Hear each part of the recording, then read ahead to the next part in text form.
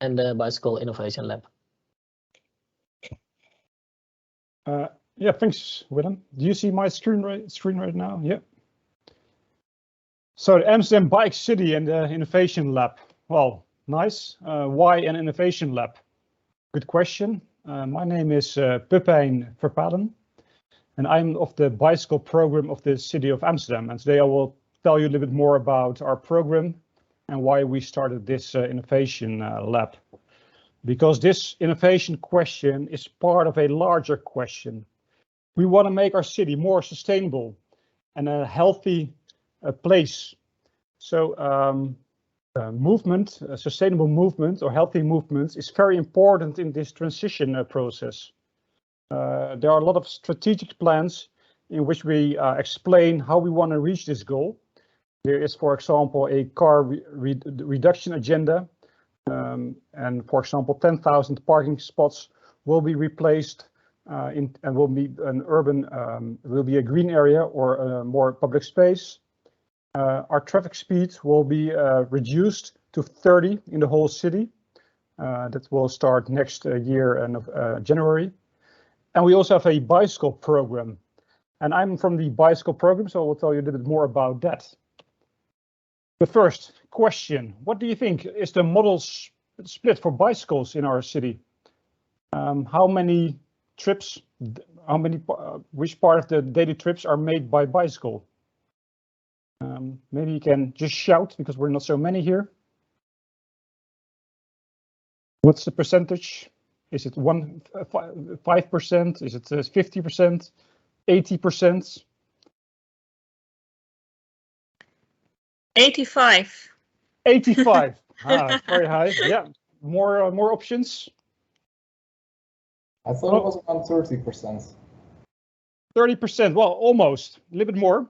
As you can see here in our diagrams, in 2019, 38% of all the trips were made on a bicycle. The car, 21%. Walking, 22%. Public transport, 17%. So you can see that the bike is very dominant in our transport system, and that's what we like, of course, because that's part of our transition to a more sustainable city. And to encourage this transition, we have a we have a program to improve this cycling environment, and it has 3 pillars. Smooth cycling, easy parking, and better biking. And this is a long-term bicycle plan, which will end at the end of this year. So we just started to make a new plan for the coming years. So what do we do in our bicycle program? We create new connections, fast connections throughout the whole city. This is more infrastructure related. So there are many new connections and many more fast connections. We also make more space, for example, in streets that were before meant for the cars. We make more space for bikes. And we also give it a smooth pavement, so it's very nice to bike and easy to bike, very comfortable to bike. Next question. How many bicycle parkings do we have in Amsterdam? We are a city of 900,000 inhabitants, and just a small city in comparison to many other cities around the world. So how many bicycle parking spaces do we have in Amsterdam?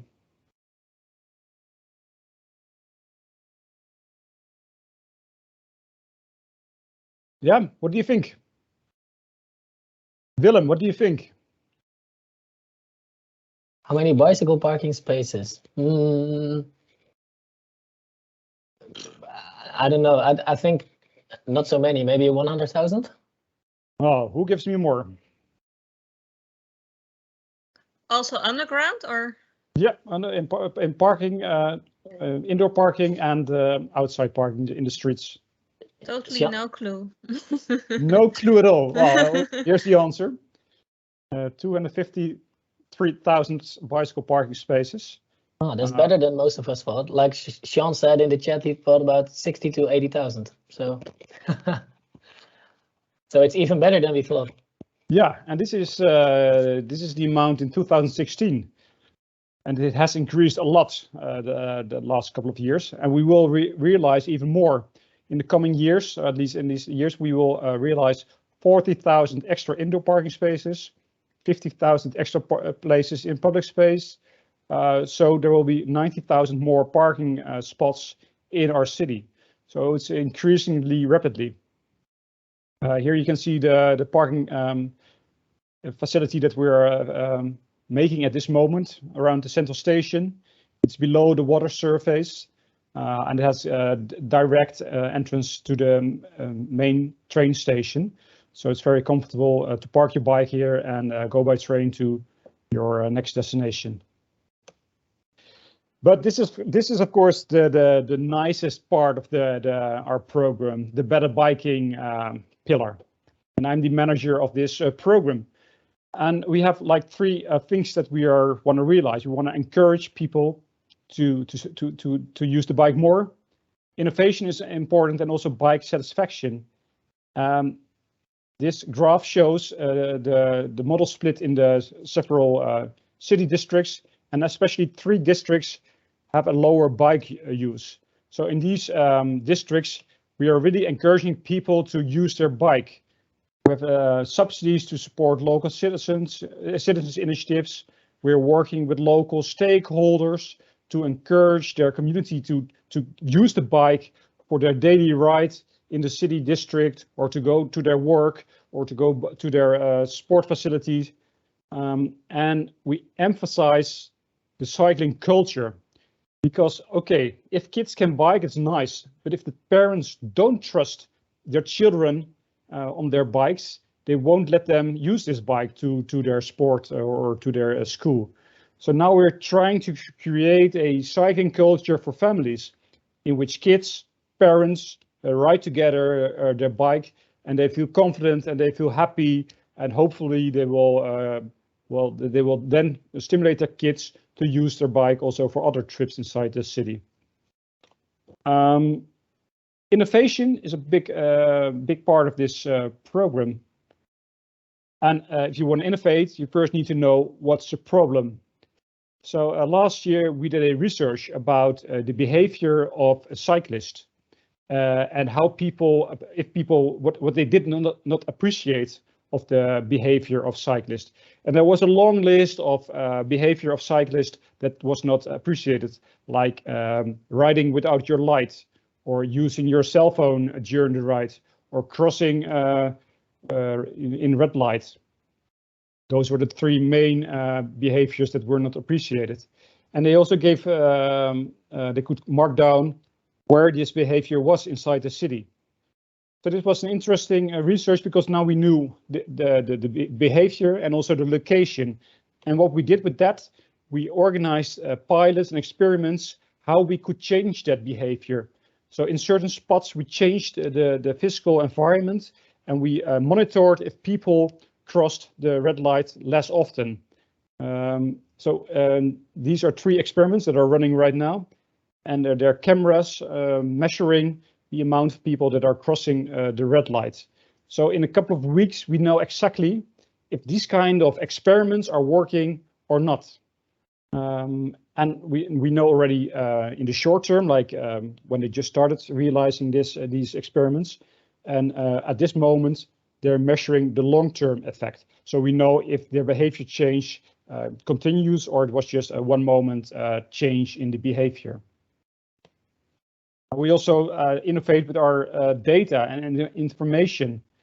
Ping If You Care was an important project in which the citizens of Amsterdam could show their opinion about bikes, biking infrastructure, parking spots, etc., and they could mark it where they appreciate it or not appreciate it. So this gave it a lot of input about where we should concentrate on improving the situation. And of course, we also want to create, improve the satisfaction, bike satisfaction. So we measure each year if people are satisfied with the current situation. And we do a lot of experiments with our traffic lights, for example, to give more green. and also, for example, with route choice options. The experiment that you could see right now is a digital sign that gives another route for the bicyclist to follow. A greener route, a route with less traffic signs. And we were wondering if people read these signs and also if they use the information to change their routes. So afterwards, we did an inquiry. We also measured the people, how many took this route, how many people took the other route. So now we know better if these signs are working and if the information is understood, and also if people follow the information. So all these experiments are important to improve the city of Amsterdam's cycling environment. And innovation is also part of this, the Amsterdam Bike City platform. This platform has 4 components in which we have a platform in which we communicate with our community. It's a website and a LinkedIn group. People can ask questions. We show our knowledge, and if you have questions, you can respond to the topics and ask questions, or you can add your own information, because we really want to learn from other cities, from other professionals, from cyclists, and understand what they know and how they think our city can become better. For this, we also organize events online and offline. There are many events about the cycling culture in the city of Amsterdam. And each evening, each event has a specific topic with specific experts to discuss like what is happening and how we can make it even better. We also receive delegations, more formal with a guided tour, or if people want to find a tour themselves, there are also do-it-yourself tours available on the website. And last but not least, and the main reason why we are here tonight, the Bicycle Innovation Lab. And you are like, this is like a premiere, so it's very nice because you're the first ones that maybe will join this Bicycle Innovation Lab, because it's the first time that we just launched this lab, and it's the first time that we did it, and hopefully we can repeat it in the coming years a couple of times, because we are really curious about the knowledge of other people, and we want to use this knowledge to make our city better, as mentioned already often. So this is a kind of, this lab is a tool to give people and organizations opportunity to show their knowledge. And we have a specific question, and each time, each lab will have a specific question, and this is about how we have to deal with different speeds on the bicycle path. And why? Well, I can tell you it's getting really busy on the bicycle path. We enlarge them, we make them more wide, but still more people, more cycles, more bikes, and especially more different kind of bikes.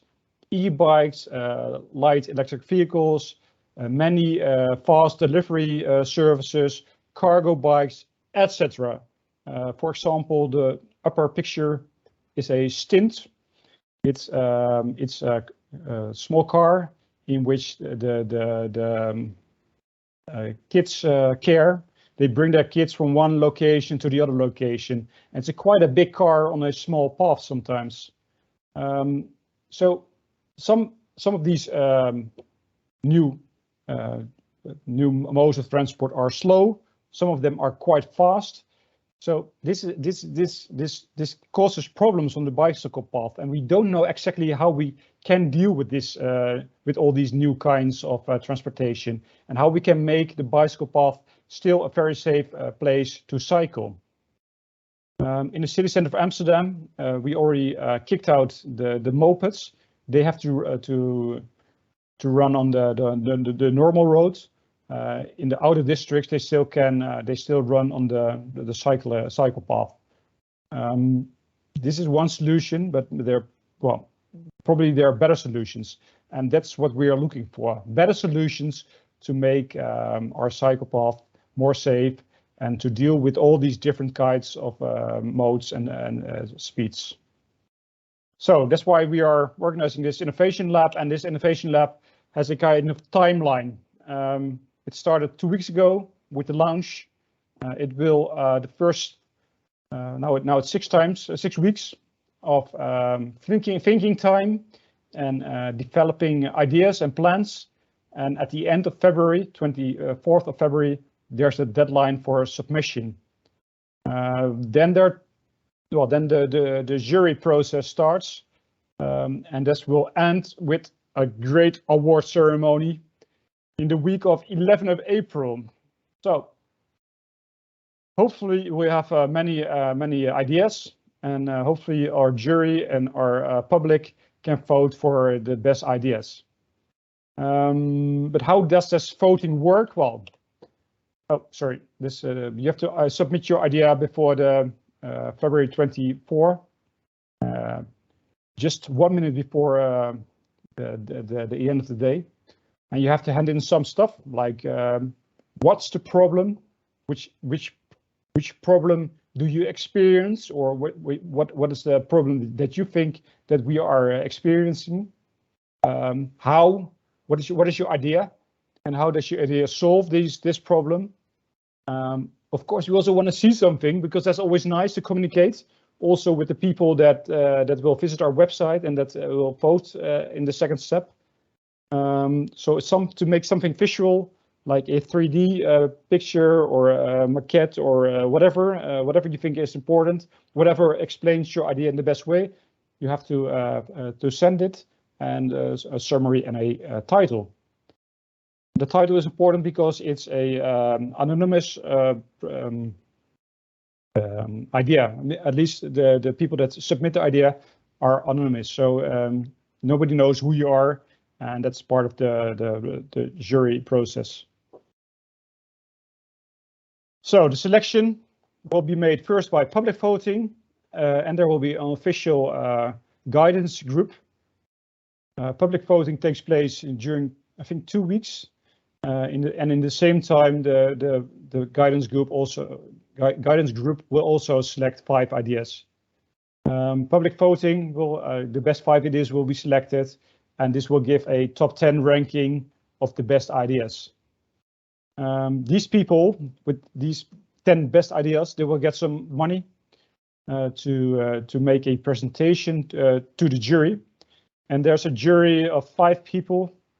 Professional jury, and they will vote finally the winner of this first innovation lab. And the best idea will win €2,000, but maybe nicer, we will try to implement the idea. So we will try to realize this idea in the city of Amsterdam or in the region of Amsterdam.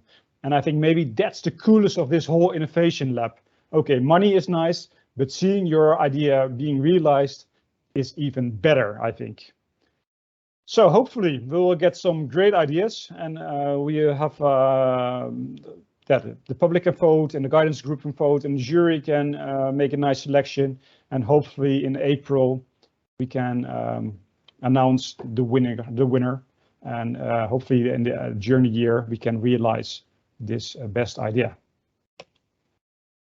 Well, if you are not a member yet of our LinkedIn group, and of our you haven't signed up to our newsletter, please do so. So you will be updated each month or every 2 months with all the news that our Bike City offers. And yeah, it would be nice if we stay in contact at least. This was my presentation. Now it's time for Q&A. Yes, thank you, Pepijn, for your enthusiastic presentation. But it's forbidden for me to also take part on this, so that's too bad. Maybe for the people, to the other people, you can just unmute yourself and ask your questions. It's the group isn't that big, so just ask and then we'll try to answer.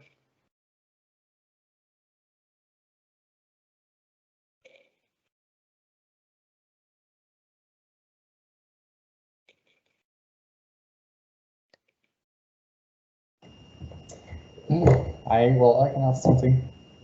My name is Mario. I was living in Amsterdam before, for 12 years, so I do know some of the challenges there. But I moved to Amsterdam now, where I'm doing a PhD in transport research. Actually, I'm working on user experiences of cycling, and we are, with my colleagues, we are considering to participate in the context in the challenge.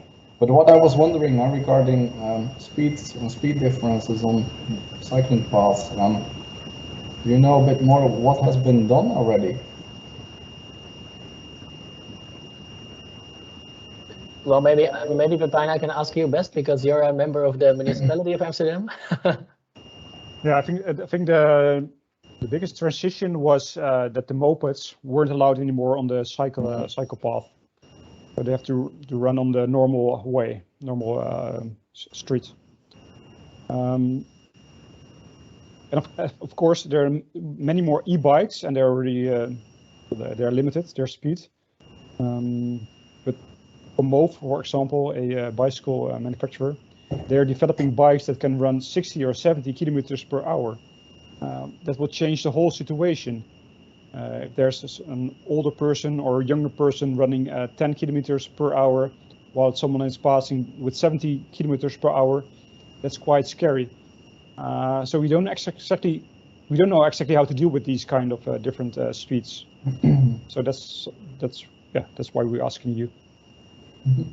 No, okay. Well, the reason that I'm asking is we're looking, of course, what are the starting points, what has been done already, what can we build on, and indeed the locations of the speed pedelecs that has changed, and the limits. But I mean, Van Moof, their bicycles would not be allowed to support above 45 kilometers per hour, right? It's nice that they want that, or that they could do that technically. But after 45 kilometers per hour, the engines should not support anymore. We're also doing an experiment with geofencing near the airport of Schiphol. Yeah.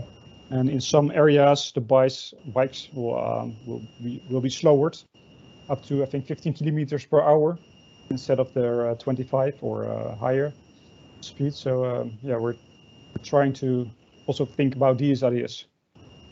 Yeah, I heard about the pilot indeed in Schiphol. What is the progress there? To be honest, I don't know. Okay. We'll try to find more information also about the current situation. Okay.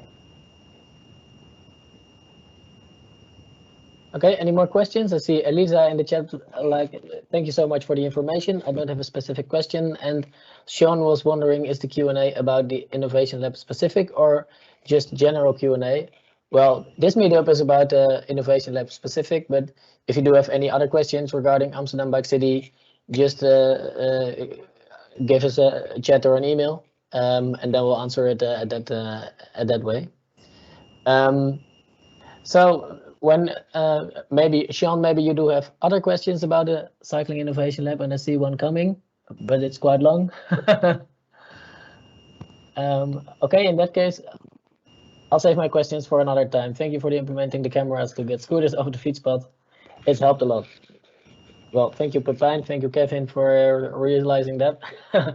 General suggestion: can we reduce the speed limits on fietsstraats to something less than 30? If scooters were dangerous on the feed spot, cars are even worse. Yeah, I can imagine. Well, Sean, maybe that gives you some inspiration to also take part on the Cycling Innovationlab with your idea. And I see a message from Rinske, very interesting presentation. I'm mobility and accessibility project manager in the Zuidas. Many of these questions are applicable there too. Not a specific question for now regarding the Innovationlab. Thank you. So Mario, I think the floor is yours. But I don't know if you do have any other questions regarding the Cycling Innovationlab. No, I think it's mainly up to us to come with solutions, right? Yeah, we hope. Yeah, we hope. And then maybe it's good to say solutions. We can only have one winner, but if you do have more brilliant ideas, you can also submit more than one idea. Okay, that's okay. So maybe that's good to know. So if you think I do have 2 ideas and then even brilliant. They're equally brilliant. So just put them in both, and then we'll choose for you. Yeah. Okay, but well, I can ask something more, and that is, I'm really wondering what is the most likely type of solution. I mean, we can make something technical, something engineering on the bike. It could be also a social thing. It could be even a political campaign or a behavioral thing. Yeah. What do you think has the highest potential?